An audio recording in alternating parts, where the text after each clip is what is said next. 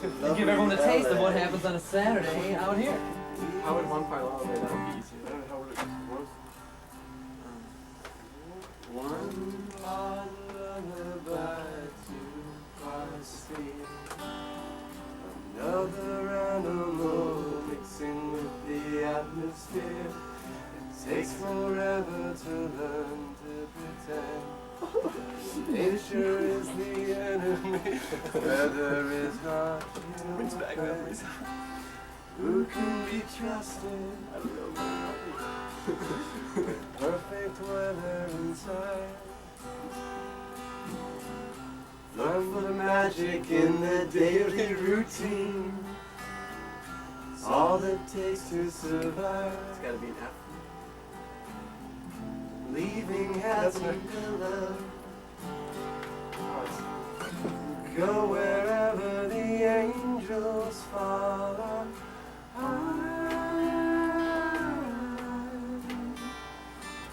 Watching my body and mind divide.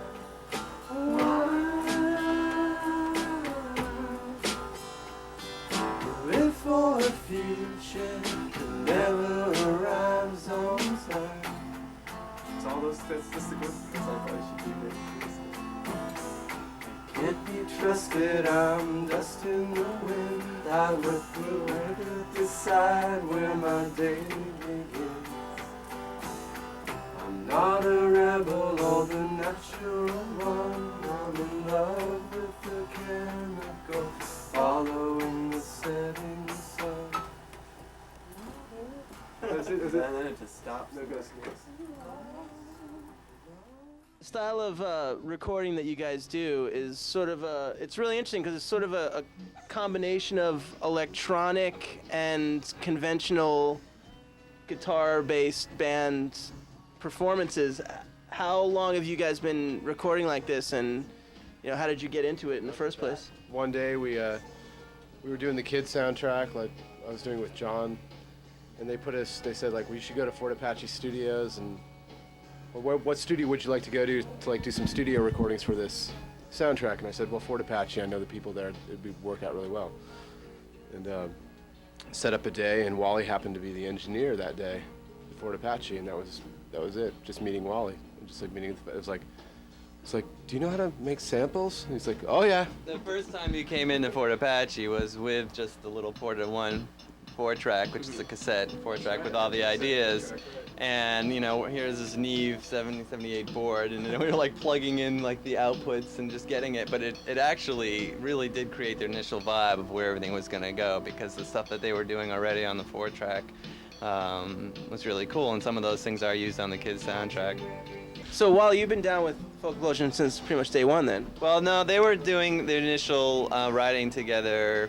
You guys doing it for 2 years before, or yeah, we did the Take a Look Inside and the sort of Palm of My Hand and the Red singles that we did, the Electric Idiot and Palm of My Hand singles on 4-track 93, 94, and then it was like 95, I guess, or mid-94, we did the kids soundtrack and we went to a studio. So we'd sort of, even like when we started the band, I think with like songs like Blossom, or we kind of wanted to take in a little bit of more of a pop vibe, or just this sort of think about, we'd always build from the rhythm tracks even before it was about sampling, which was kind of like inspired how a lot of new wave stuff was more like influenced by reggae, or sort of like that kind of thing, and we just sort of wanted to open ourselves up to more new influences that way. And when it came to like sampling and hip hop, that felt like an extension, or really a full realization of that. Both John and Lou were talking about taking acoustic instruments, traditional folk instruments, sounds like that. We used a harp, we used glockenspiel, psaltery, banjo, acoustic guitars, 12-string, but still at the same time mixing it up with almost, in a sense, what was happening in the most like recent kind of R&B hip hop stuff that we all like listening to. Of course, when we try to do it, it never sounds the same, but it somehow comes to its own thing. And I think that's kind of what some of the newer stuff was about. And I think John definitely had that concept coming in, wanting to try to bridge those two worlds.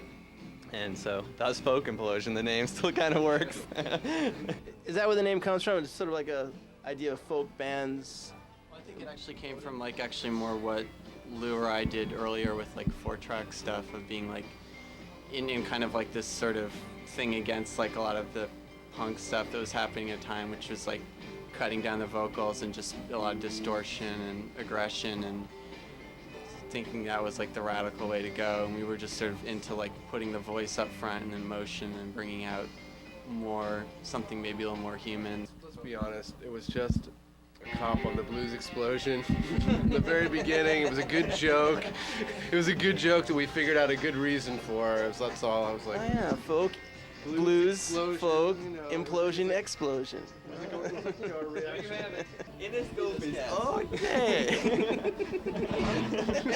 Wait, can I just say, We gotta sample that. Yeah, so let's sample that one.